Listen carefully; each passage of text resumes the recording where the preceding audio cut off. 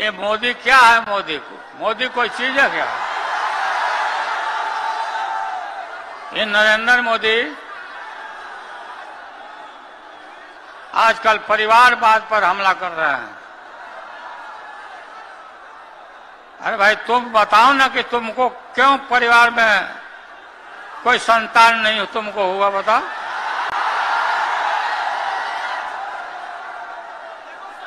ज्यादा संतान होने वाले लोगों को बोलता कि परिवारवाद है, परिवार के लिए लोग लड़ रहे हैं।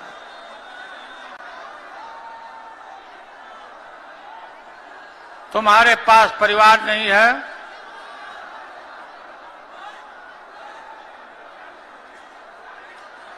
और तुम्हारी माताजी जब,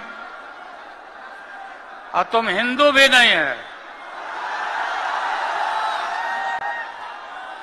तुम्हारी माताजी का जब देहावसान हो गया तो हर हिंदू अपने मां के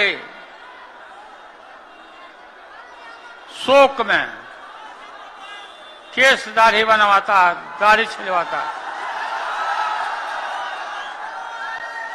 क्यों नहीं छिलवाया बताओ? क्यों नहीं छिलवाया? देश भर में नफरत फैला रहे हो। एक बार गाना सुने हैं आप लोग? ऋतिक रोशन का फिल्म का गाना है, इधर चला मैं उधर चला, इधर चला मैं उधर चला, जाने कहां मैं किधर चला, अरे अरे फिसल गया। अरे चाचा जी चलिए, आप बुजुर्ग हैं, आपको यहीं से हाथ जोड़ करके प्रणाम। लेकिन एक बात तय है, जदयू 2024 में खत्म हो जाएगी, ये मेरा कहना है। बताओ सच्ची बात है कि नहीं? जदयू का कोई भविष्य है क्या?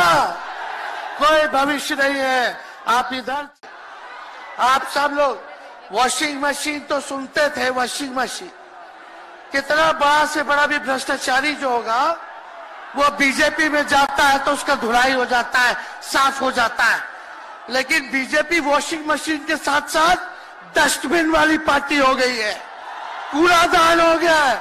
सब पार्टी का कूड़ा जाकर के बीजेपी में चला जा रहा है, इसलिए ये वॉशिंग मशीन के साथ साथ डस्टबिन वाली पार्टी है। यहाँ आप जानते हैं बीजेपी के लोगों ने 2 उप मुख्यमंत्री बनाया, एगो फाउल माउथ है, अनाप शनाप बोलता है, और दूसरा जो है लाउड माउथ है, बड़बोला है। लेकिन आप सब लोगों को बोलेंगे सरकार को इंश्योरेंस और बीमा करा लेना चाहिए। अब मोदी जी कल कह रहे थे मोदी की बड़ी मजबूत गारंटी है, मोदी की गारंटी, मोदी की गारंटी। अरे मोदी जी जरा हमारे चाचा का गारंटी लेके दिखाओ। क्या हमारे चाचा का गारंटी ले सकता है कोई? अरे बताओ, कोई ले सकता है क्या?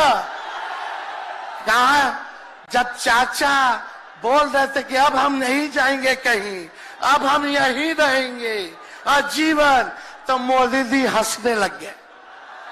क्यों हंस रहे थे भाई? मोदी जी क्यों हंस रहे थे?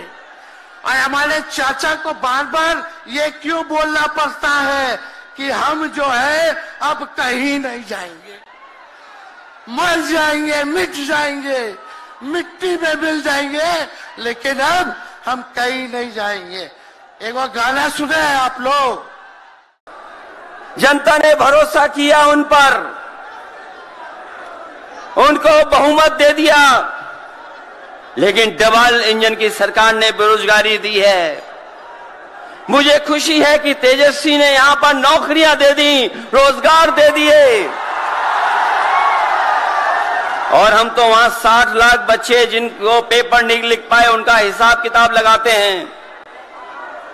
उनका अगर हम बड़ा परिवार न माने, केवल 3 सदस्य परिवार के माने, बेटा और मां बाप, तो 60 का गुणा 3, 1,80,00,000 वोट और 1,80,00,000 लोगों को अगर हमने भाग दे दिया 80 लोकसभा से, तो केवल उत्तर प्रदेश में 2,25,000 हर लोकसभा में वोट कम हो गया है। लेकिन तेजस्वी ने बिहार में पलट करके दूसरा काम किया। अभी 3 लाख नौकरी दी, हिसाब लगा लो कितने परिवारों का जीवन बदला। और सोचो 10 लाख नौकरी मिल जाती तो कितना परिवारों का भविष्य बदल जाता। इसलिए जो लोग कहते हैं कि परिवार वाले हम लोग हैं,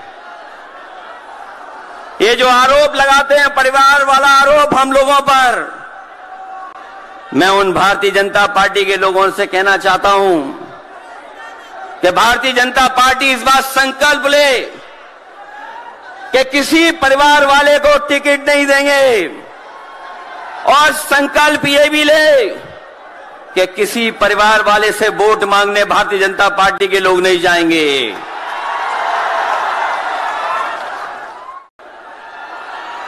जिन्होंने चुनाव शुरू होते ही ऐलान कर दिया है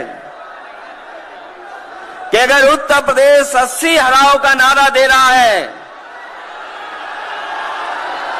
अगर उत्तर प्रदेश 80 हराओ का नारा दे रहा है, तो बिहार भी पीछे नहीं है। 40 हराओ का नारा यहां से भी निकल करके जा रहा है। और अगर यूपी और बिहार मिलकर के 120 सीट हरा देंगे तो भारतीय जनता पार्टी का क्या होगा। मैं अभी सुन रहा था, हमारे कम्युनिस्ट पार्टी के नेता ये कह रहे थे कि समुद्र मंथन हुआ था कभी। समुद्र मंथन हमारे सभी लोगों को पता है, समुद्र मंथन के दौरान क्या हुआ है। लेकिन इस ऐतिहासिक मैदान में मैं कहना चाहता हूं कि 2024 में संविधान मंथन होने जा रहा है। एक तरफ वो लोग हैं जो संविधान बचाना चाहते हैं, संविधान के रक्षक हैं, और दूसरी तरफ वो लोग हैं जो संविधान के भक्षक हैं, संविधान को खत्म करना चाहते हैं।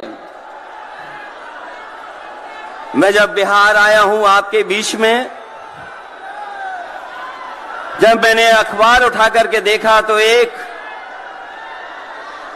युवती ने जान दे दी। एक बेटी जो परीक्षा में दे करके आई थी, क्योंकि परीक्षा को रद्द कर दिया गया, पेपर लीक हो गया, जिसके कारण उसने आत्महत्या कर ली और कहा कि मां बाप से मैं माफी मांगती हूं। यह उत्तर प्रदेश में एक घटना नहीं हुई है, उससे पहले भी कई नौजवानों ने जिनको नौकरी नहीं मिली, उन्होंने अपनी जान दे दी। जिस शहर से मैं चुन करके आता था, वहां भी एक ब्रजेश पाल बेटे ने, हमारी आपकी उम्र से कम उम्र, उस नौजवान ने पढ़ी लिख ली डिग्री जो थी, उन डिग्रियों को जला करके और आत्महत्या कर ली। ये हालत है देश की। और वहां पर उत्तर प्रदेश में जहां पर से प्रधानमंत्री चुन करके जाते हैं। मगर मैं सिर्फ ये कहना चाहता हूं, बीजेपी के लोगों को गलतफहमी में नहीं होना चाहिए। हम लोग बीजेपी से, आरएसएस से नहीं डरते। हमें कोई फर्क नहीं पड़ता। हम देश के लिए लड़ते हैं, हम देश के लिए मरने के लिए तैयार हैं, और हम बीजेपी को, आरएसएस को यहां से हटा के इंडिया की सरकार बनाकर दिखाएंगे। आप सबका दिल से बहुत बहुत धन्यवाद। नमस्कार। 40 साल से सबसे ज्यादा बेरोजगारी आज हिंदुस्तान में है। क्यों? क्योंकि बीजेपी ने छोटे व्यापारियों को, किसानों को, स्मॉल और मीडियम वाले बिजनेसेस को नष्ट कर दिया है। एक तरफ नोटबंदी की, दूसरी तरफ जीएसटी लागू की। नतीजा यह हुआ, जो लोग इस देश को रोजगार देते हैं, छोटे बिजनेस वाले, स्मॉल और मीडियम बिजनेस वाले, उन सब का काम बंद हो गया। जहां भी देखो बड़े बड़े उद्योगपतियों की मोनोपोली बन रही है। एक उद्योगपति के हाथ में हिंदुस्तान के सारे पोर्ट, एयरपोर्ट, इंफ्रास्ट्रक्चर, डिफेंस की इंडस्ट्री, सारी की सारी नरेंद्र मोदी जी ने एक उद्योगपति को पकड़ा दी। आप लोगों के लिए इस देश में कुछ नहीं बचा है।